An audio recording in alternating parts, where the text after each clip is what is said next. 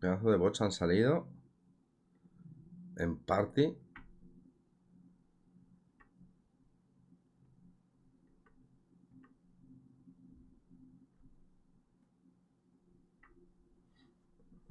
Vaya tela.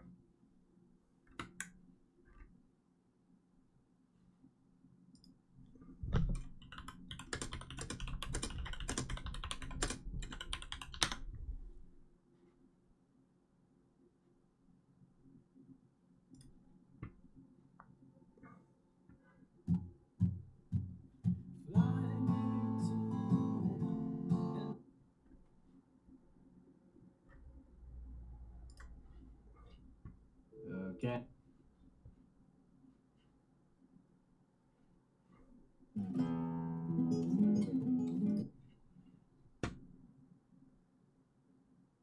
I have a full PDF study guide at patreon.com/withlessons. Join me there and you can gain access to a ton of extra resources for all my popular YouTube guitar lessons, such as backing tracks, chord sheets, tablatures, PDF study guides, and also sound slice. Now, let's take a closer look at the fretboard. I'm going to play through the entire arrangement for you, and then we can move on to the instructional segments. Let's get started.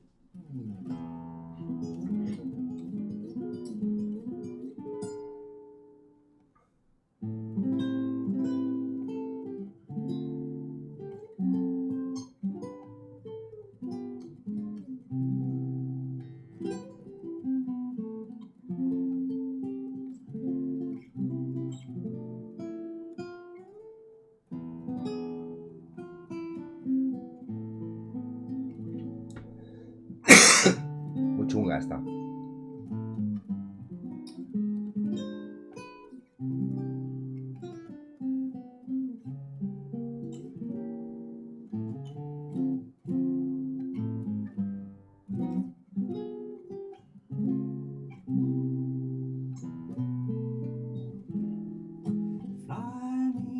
Vale. And let me play upon the stars. Let me see what spring is like on Jupiter and Mars. In other words, hold my hand. In other words, baby, kiss me. Fill my heart with song and let me sing forevermore. You are all I long for, all I worship and adore. In other words, please be true. Yes, in other words. Oh, in other words. Yes, in other words. In other words, I love you.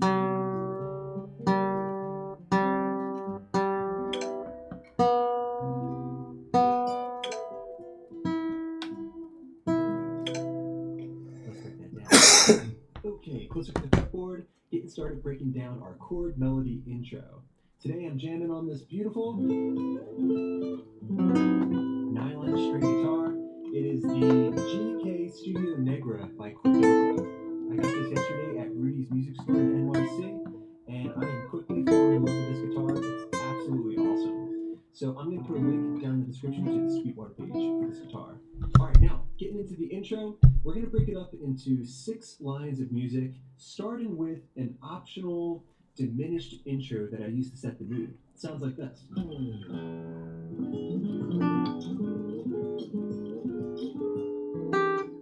Okay, so that started off sliding on the low E string. You can slide from the 12th fret down, then play the open E string. Next, we're going to ascend up the fretboard. The chord shapes are as follows. E dominant 7. That's 2, 4, 3, 4. The E7 root off of? The D string. Next, we're going to go up to a diminished shape. It's going to be a G sharp diminished.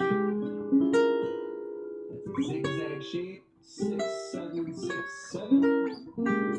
Now, the cool thing about these diminished chords, these full diminished chords, is that you can move them by minor thirds. And it's going to be the exact same harmony. You're just kind of rearranging the intervals. Okay, so you can always do that whenever you have a diminished chord shape. All right, so now we're going to try to kind of make this pseudo Raschiato effect. All right, strumming through the chord and then grabbing the high string with the middle finger, hybrid picking. All right, and then next, I invite you to kind of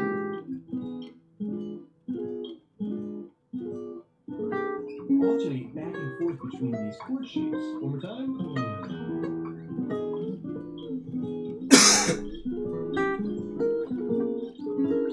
Just stop right there in the 12th fret position. Okay, that's going to be the perfect chord to create a cliffhanger, and then get ourselves into line number 1 of our official chord melody intro. Okay, this is the next part, getting ourselves into that iconic melody.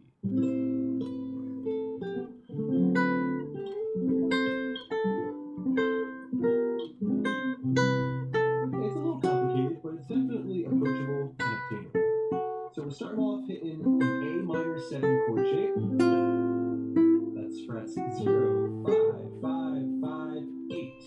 It's very, very helpful to picture the other positions of the A minor 7 or A minor bar chord shapes, and also the overlapping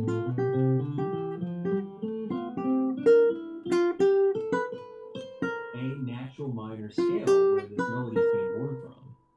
So you're going to strum that chord, and that gives us our first melody note, 8th fret high E string. Then we're going down to 7, 5, 8, and then that moves us into the D minor 7 harmony. That's going to be frets 5, 7, 5, 6, bar chord shape. Let that ring a little bit before moving into this diminished shape. So I strummed the D minor 7 chord shape, then played 8th fret picky on the B string, and then I slide up a full step to grab myself F sharp diminished 7. That's going to be frets 9, 10, 8, 10, and then I'm going to grab the 8th fret of the high E string for my melody note. Alright, that's tricky, but totally worth it and very, very gratifying to get down. One more time. D minor 7, 8 diminished, 8 on the high E, and then the next measure. Chungo esto, ¿eh? Move ourselves down to C major 7. So that began strumming a G dominant 7 chord, bar chord shape. That's frets 10, 12, 10 with the bar, 12. Next 10 on the B string by itself. If you want, you could just vibrato that note before playing these beautiful little harmonies here. Okay, so right there I'm fretting 9, 10, 8. And 6, 7, 6. D, G, and B strings. So. Alright, before playing C major 7. 3 on the A, 2 on the D, and then all open strings underneath that.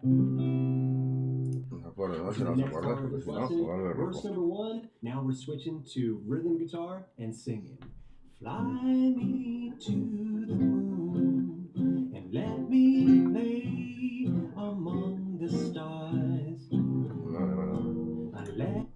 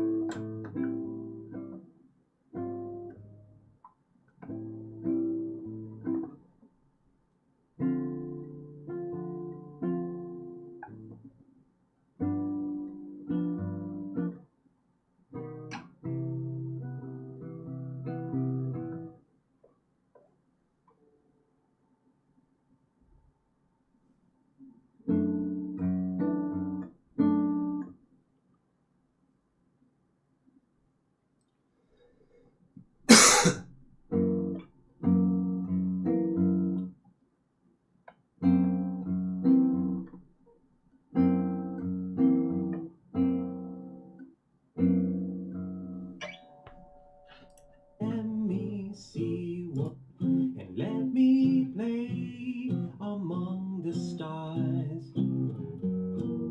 Let me see what spring is like on Jupiter.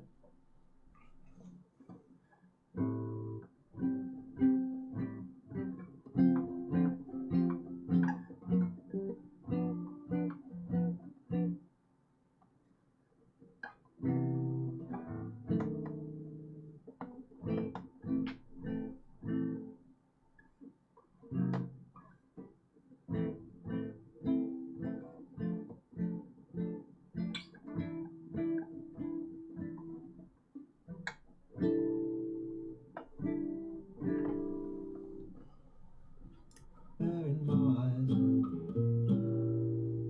Okay, breaking that down. Basically, we have one measure per chord, but there's a couple of split measures in there. We're starting off with an A minor 7 chord shape. We're going to comp on each of these chords, but there's a lot of different rhythm options. All right, but I like the comp. We're going to play chop, chop, chop, chop. Strumming through those chords, making sure to squeeze the hand so that way each of those chords is going to be short and detached, staccato. 1, 2, 3, 4. Now we're going to D minor 7. Again, 4 beats there. Fly me to the moon and let me. Okay, then we're on to G dominant 7. Frets 3, 3, 4, 3. And I love playing this chord with my thumb in the bass note. Play among the stars. Alright, here we're going to take a page out of Jobim's book, okay, the famous bossa nova player. We're going to play a C major 7. 1, 2, then a G.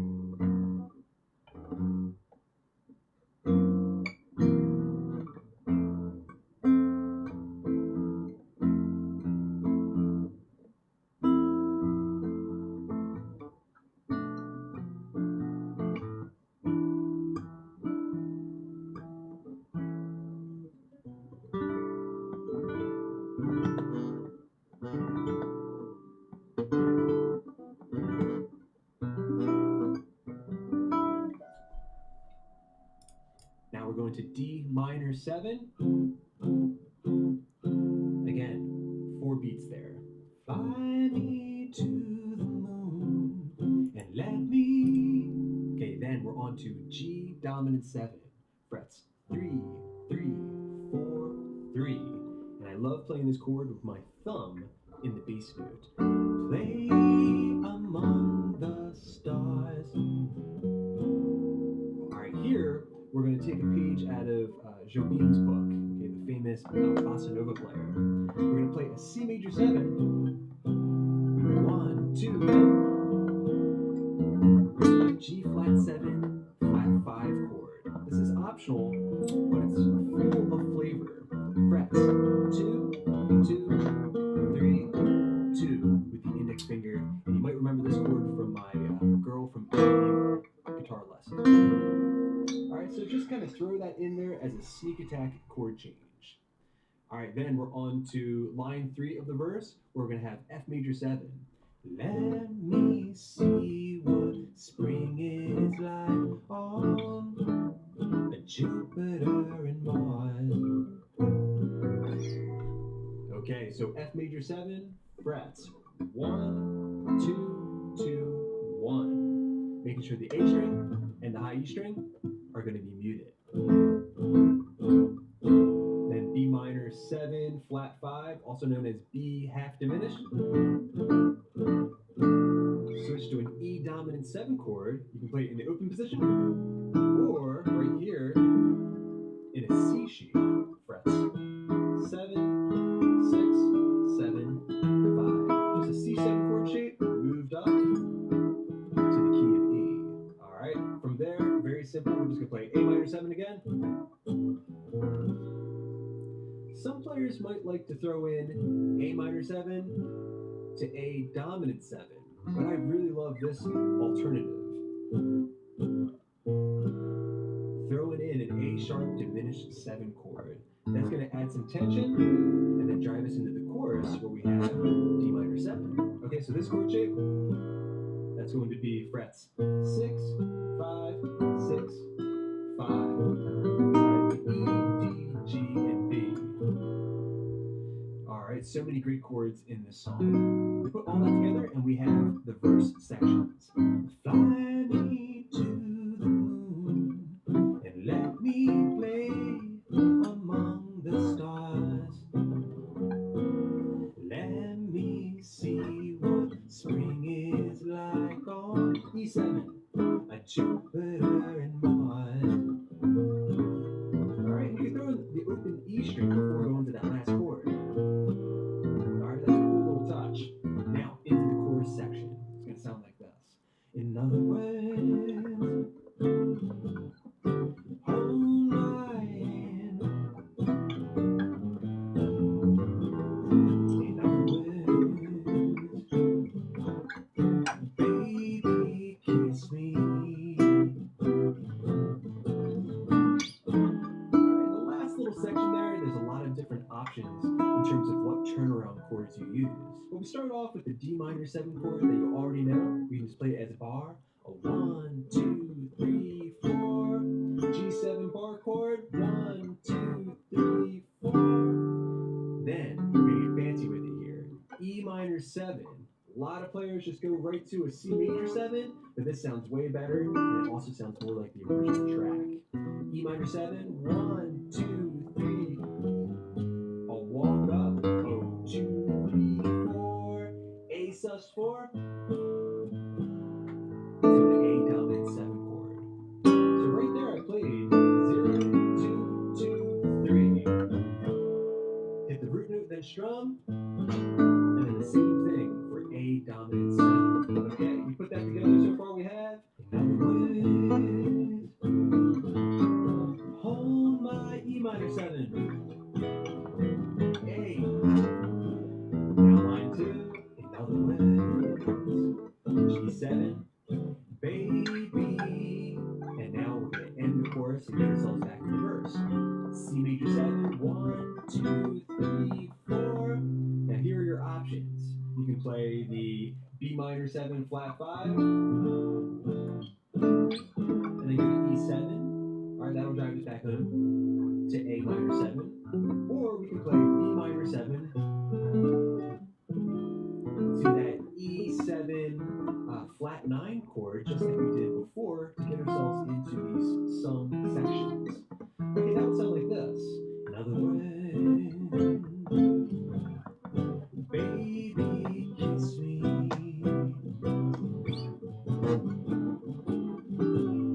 Alright, into verse number 2, that's going to be verbatim. Fill my heart with song and let me sing forevermore. I love arpeggiating that G flat 7 flat 5 chord before going to the F major 7. You are all I long for, all I worship and adore. Alright, then chorus number 2. I like to switch things up here and then add a nice little ending. So we're gonna play it verbatim starting off. Another way. Please be E minor 7 true. Yes, in other words. Now we can bounce back and forth between D minor 7 and G7. In other words, we can go to the E minor change. In other words, yes, in back to D minor 7. Other words, G dominant 7. I love. Now we need to close up shop. Check it out.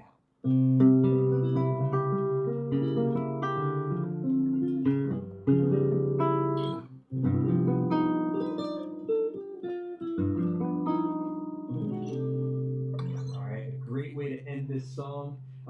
Again, this is kind of my interpretation of the tune, so you can take from this what you will. I'm having the C major 7 chord arpeggiated, moving my root note up so it turns it into a C sharp diminished, going up to the D minor 7 chord, then that intense G dominant 7 sharp 5 that we learned earlier before, recycling that F major 7 chord shape, bring it up to C, frets 8, 9, 9, 8. From there you can play this optional leg.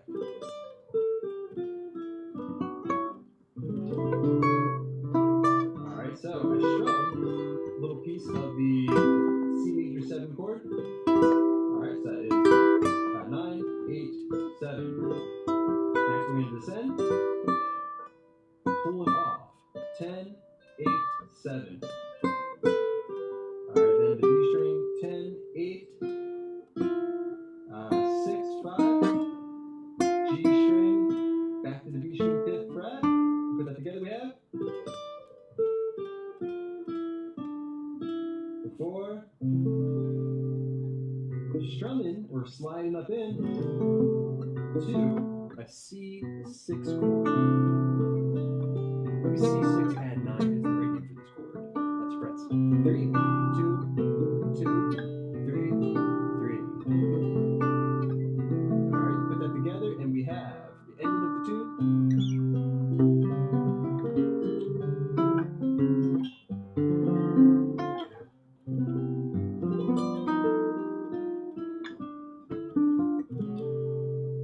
Alright, just like that, you're ready to perform.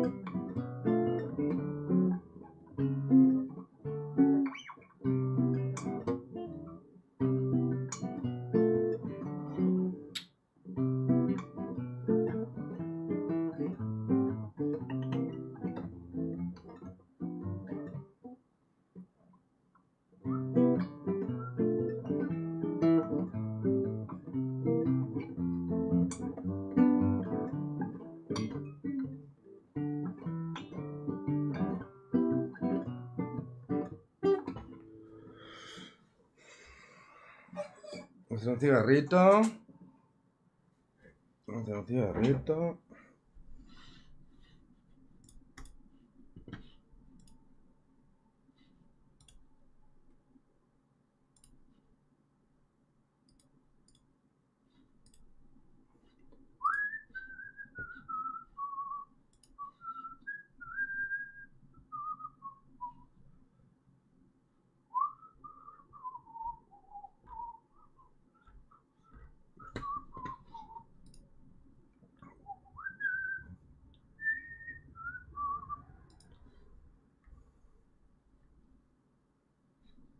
Y nos vemos. Ay, no, no.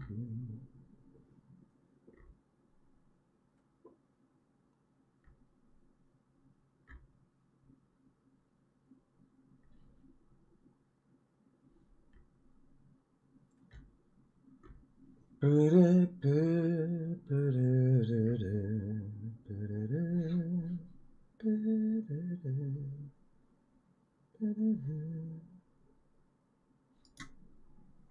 ¿Juego de cartas?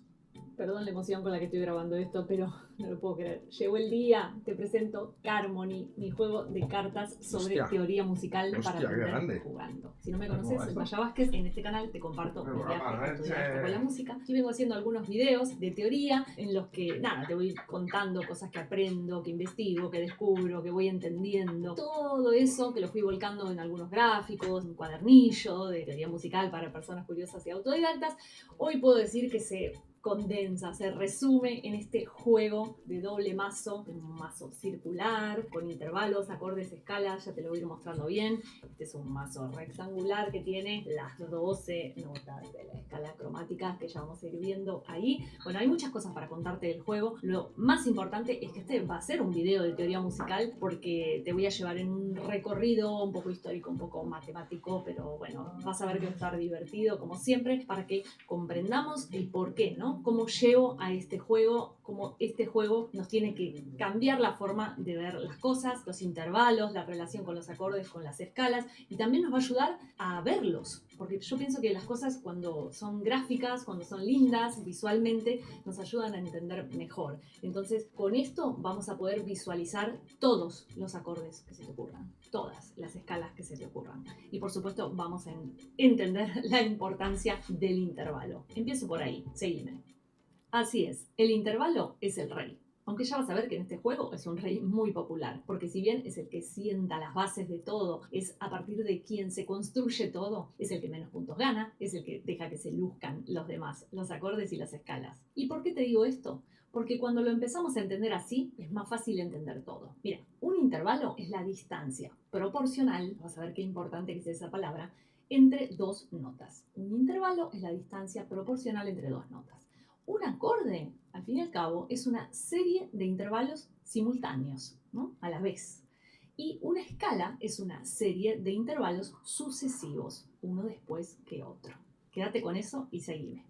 Y ahora sí nos vamos en un viaje al pasado, antes de Cristo, más precisamente a la antigua Grecia, a hablar con Pitágoras, que entre otras tantísimas cosas importantes que nos dejó este conocimiento fundamental para la música. Vamos a decir que es el padre del intervalo. Bueno, sí, podríamos decirlo. Entonces, ¿qué es lo que descubrió Pitágoras? Que primero lo hace escuchando el sonido de martillos golpeando en el hierro. Bueno, pueden buscar la anécdota por ahí en internet, pero el experimento importantísimo es con las cuerdas, las vibraciones que hace una cuerda que está sujeta en ambas puntas. Voy a pasar medio rápido por esto para no aburrirlos con muchas matemáticas que en realidad se pueden encontrar ahí por internet, pero básicamente lo que dice es que al cortar por la mitad una cuerda vibra al doble de frecuencia que antes de cortarla, ¿no? Y que si la cortamos en tres partes o la sujetamos, como se ve ahí en el tercer dibujo, para que queden tres partecitas iguales, va a vibrar al triple de frecuencia. Y así sucesivamente, ¿no? Al cuádruple. Si en el primer dibujito está vibrando al 100, 200, 300, ¿sí? Se va multiplicando. Esto es ni más ni menos que lo que se conoce como serie de armónicos. Y en realidad lo que pasa con la cuerda es que hace todos esos dibujitos a la vez. No es que tiene una sola forma de moverse la cuerda cuando está vibrando, ¿sí? Y también, bueno,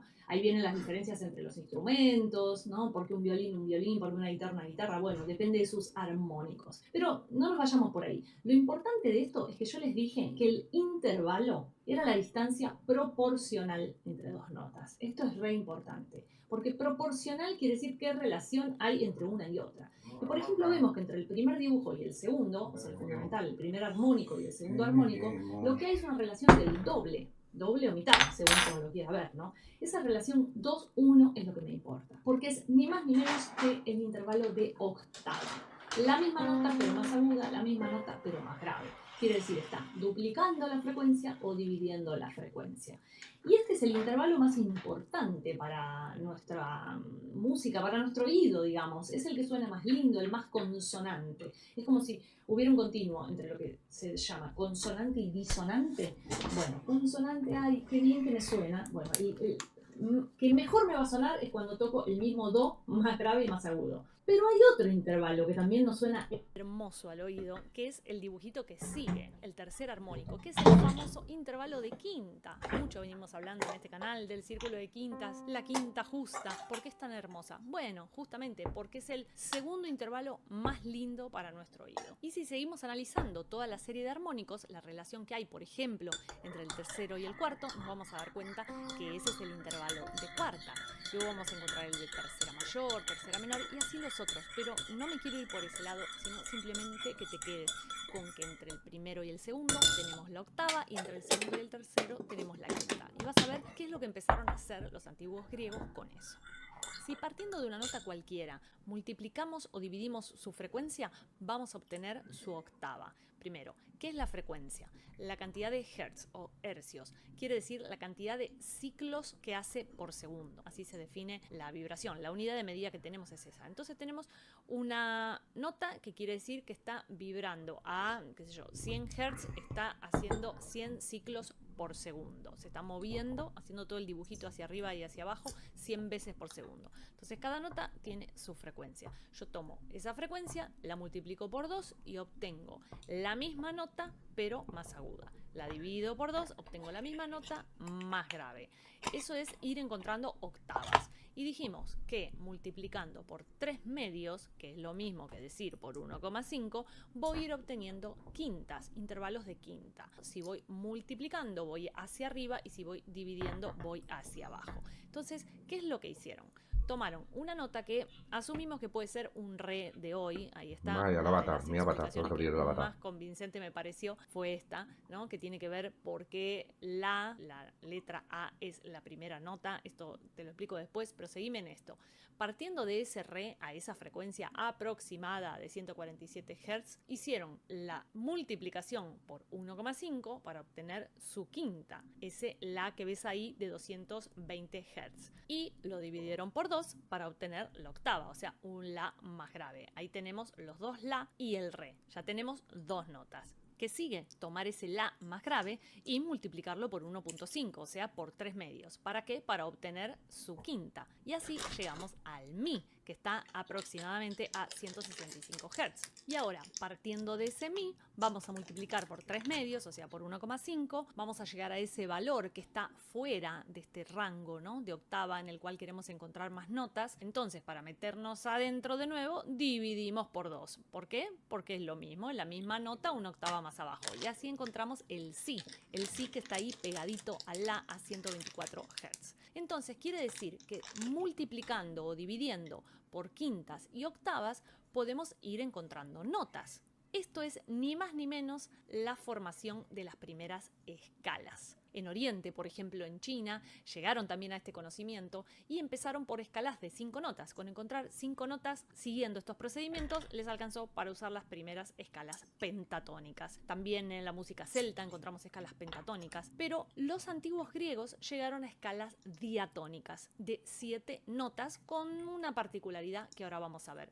¿Cómo llegaron a estas escalas de 7 notas diatónicas? Haciendo lo que hicimos recién hasta llegar a las 7 notas. Según una explicación muy interesante que encontré, para que dé lo más justo posible, y ahora te voy a explicar por qué, dónde estaba el problema, hicieron esto, para adelante multiplicaron hasta 3, hasta encontrar 3 notas y después lo hicieron para el otro lado. Te muestro cómo queda el gráfico terminado, no te lo quería tirar de una porque te ibas a agarrar la cabeza, pero ahora sí te lo voy a mostrar. Este es el resultado final del procedimiento, que consistió en hacer ¿qué? Buscar, como hicimos recién, teníamos el re, encontramos el la, luego su quinta el mi, después encontramos el si y ahí paramos de ir para ese lado y empezaron las flechas naranjas. Fuimos dividiendo por 1,5 o dividiendo por 3 medios, ¿no? Para encontrar quintas hacia el otro lado. Y cuando nos salíamos del rango, multiplicábamos por 2, ¿no? Para quedar adentro de la octava que nos interesa. Entonces llegamos a estas frecuencias que son aproximadas, pero que nos dan estas 7 notas, que si te fijas empiezan en la A y terminan en la G. Sí, las primeras 7 letras del alfabeto, así se nombraron las notas en la antigua Grecia. Entonces cuando me dicen no, porque estás usando el sistema inglés, americano, de ponerle letras, ¿por qué no decís do, re, mi, fa, sol, la, si? Bueno, te cuento que Guido d'Arezzo, que es el que inventó eso, el solfeo, pentagrama y todo lo que sabemos de ut, re, mi, eso vino muchísimo después. Los griegos ya le daban a las notas los nombres de su alfabeto, en realidad alfa, beta, gamma. Después cuando los romanos traducen todo este conocimiento a esta notación latina de las letras del alfabeto, se llaman A, B, C, D. Así que claro, de alfa, ahí beta, viene esta gamma, nomenclatura delta, que es la epsilon, que ¿no? usamos en este canal y en este juego Carmoni. Bueno, Abecedario ¿qué griego, ¿cómo es? particularidad tiene esta escala de 7 notas que tenemos acá? Es una escala diatónica, sí señor.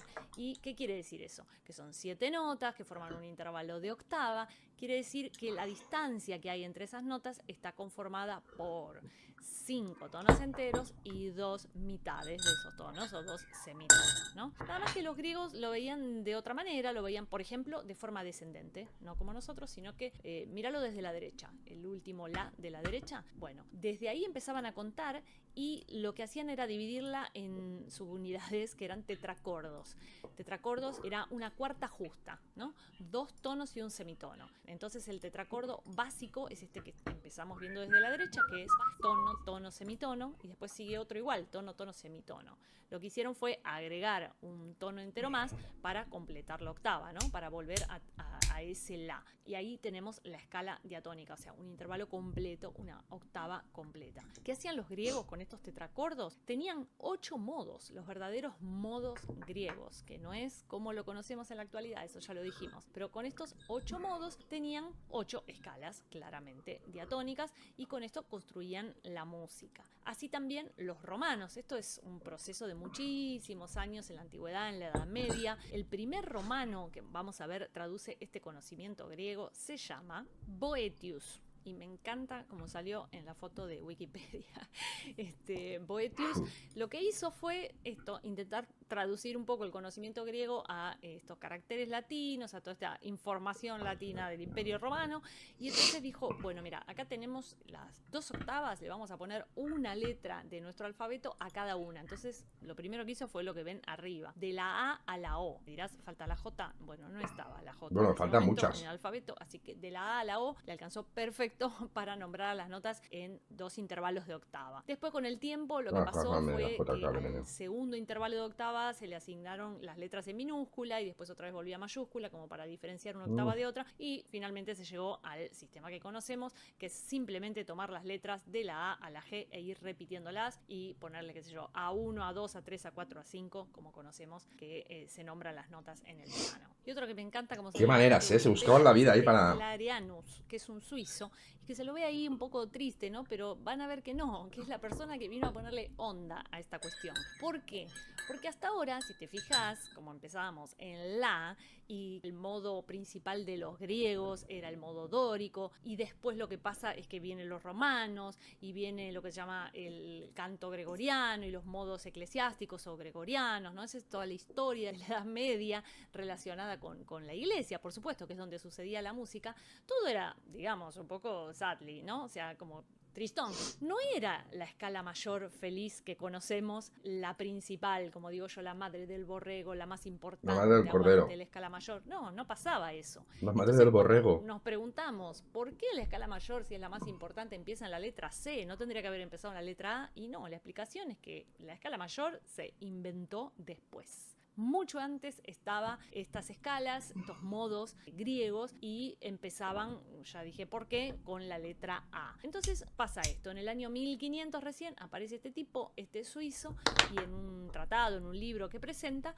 agrega, ya estamos hablando de tiempos, como dije, modos gregorianos, se habían tomado los modos griegos y los usaban en esta época, y esta persona presenta por primera vez de forma así escrita 4 modos más, agrega los 8 que había, 4 modos más, y ahí sí aparecen el modo eólico, que es la escala menor natural que conocemos, y este que es el modo jónico, la escala mayor. O sea, ¿qué son los modos? Empezar estos tonos, semitonos en distintos lugares, ¿no? No es ni más ni menos que eso. Bueno, entonces decir, vamos a empezarla en do, o sea, que sean desde el principio y de forma ascendente 2 tonos, un semitono, 3 tonos y un semitono. Ese dibujito que estamos viendo ahí, te lo explico ahí en mi video sobre modos. Bueno, ese modo jónico o escala mayor, que sonaba más feliz que otras, bueno, empezó ahí allá por el año 1500 con esta persona, Glarianus. ¿Y qué es lo que fue pasando a lo largo de los años, de los siglos? Y es que fueron apareciendo otras notas en estos espacios grandes que dejamos, ¿no? Estos tonos completos entre el do y el re, ¿no? Entre el fa y el sol. Bueno, fueron empezando a usar esos sonidos que están ahí en el medio. Esos 5 sonidos. Hostia, qué saltan de puta notas fricada, ¿eh? En su época ahí, a ver, las frecuencias, esta frecuencia, apuntar esta frecuencia, guárdala, porque esta con esta queda mejor. En la iglesia, todo esto que les estoy diciendo, es lo mal que le sonaba el intervalo, que llamémosle intervalo del demonio, ¿no? Que sucedía, por ejemplo, entre el fa y el si. Es el famoso tritono. ¿Ven las 3 montañitas ahí, los 3 tonos seguiditos que hay? Eso se llama tritono, y ese es un intervalo que sonaba horrible, era el intervalo del diablo, hoy diríamos de los Simpson. Y entonces lo querían evitar. Como lo querían evitar, ¿qué hacían? Exacto, corrían un semitono para atrás el si. Utilizaban el si bemol. Y hacían esto muchas veces, correr hacia adelante o hacia atrás. Entonces, ¿qué era lo que usaban? Los conocidos símbolos de sostenido y bemol. El de sostenido para correr un semitono a la derecha o hacia adelante, y el de bemol para correrlo un semitono hacia atrás o hacia la izquierda. Entonces sí, podemos decir que a los 5 espacios vacíos se les asignaron nombres de notas, pero no nombres propios, no. Se tomaron los nombres que ya estaban, o sea, esas letras del alfabeto, por comodidad. ¿Para qué? Para que se pueda repetir este ciclo de tono, semitono, según desde dónde se empiece, pero no tengamos que usar 14 letras distintas, lo que complicaría empezar el ciclo en distintos lugares. Entonces, a la que estaba entre el do y el re, o sea, entre la C y la D, le pusieron o do sostenido, la C con el símbolo de sostenido, o re bemol, la D con el símbolo de bemol. Y así sucesivamente a cada uno de estos 5 espacios no ocupados, que ahora sí estaban ocupados. Y llegamos entonces a nuestra escala de 12 notas o escala cromática, pero tenía un problemita muy importante, y era ¿cómo definíamos estos sonidos? ¿Cómo los encontrábamos? ¿No? ¿Cómo llegábamos a estas notas? Dijimos que multiplicando y dividiendo frecuencias, y que usábamos intervalos de octava, intervalos de quinta, pero ¿cuál es el problema con esto? Desde Pitágoras en adelante, que matemáticamente cuando vamos hacia un lado multiplicando o dividiendo por un ratio, como se dice, distinto, llegamos a resultados distintos. No es lo mismo ir multiplicando por 1,5 que multiplicando por 2, o dividiendo por 4 que dividiendo por 3. No vamos a llegar al mismo resultado. Te estoy refiriendo una cuestión que matemáticamente la puedes encontrar por ahí. ¿Cuál era la diferencia a la que se arribaba cuando se quería ir dividiendo por exactamente los ratios de los armónicos? No era exacto. Cuando se llegaba a pegar la vuelta completa entre el primer do y el otro do de la octava, había una diferencia. Esta diferencia se llamaba coma pitagórica, y ha sido el gran problema de la afinación durante muchísimos años, siglos. Este problema de la coma pitagórica se quiso resolver de varias maneras. Por ejemplo, una era hacer que todas las quintas fueran justas excepto una, o sea, quintas perfectas, todas multiplicadas o divididas por, como dijimos, 3 medios o 1,5, pero cuando se llegaba a esa diferencia, bueno, se ajustaba en una de las quintas, que sean todas perfectas, 11 perfectas y una no perfecta. Esa no perfecta se llamaba quinta del lobo, que si no me equivoco estaba entre el mi bemol y el la bemol, ¿no? Bueno, esa era una forma de resolverlo. Otra forma era la afinación mesotónica, o sea, como que dividían la diferencia por la mitad. Bueno, pero durante muchísimos años se siguió usando el sistema de just intonation o afinación justa, que quiere decir usemos los intervalos perfectos que descubrió Pitágoras en la serie de armónicos. Pero esto traía un montón de problemas. Por ejemplo, cada instrumento había que afinarlo cada vez porque no se podía pasar de una tonalidad a otra. Es cierto que el concepto de tonalidad apareció mucho tiempo después. Bueno, justamente cuando aparece acá, ¿no? La escala mayor, ahí aparece el concepto de tonalidad, el concepto de modos mayores y menores. Pero digo, es un problema que venía desde Pitágoras y siguió. Mientras empezó a complejizarse la música, no se resolvía esa cuestión, ¿no? De poder tener instrumentos todos afinados igual y de ir haciendo canciones en distintas tonalidades. Bueno, la respuesta a todos los demás, guárdatelos, son muy bonitos, muy perfectos, pero no me está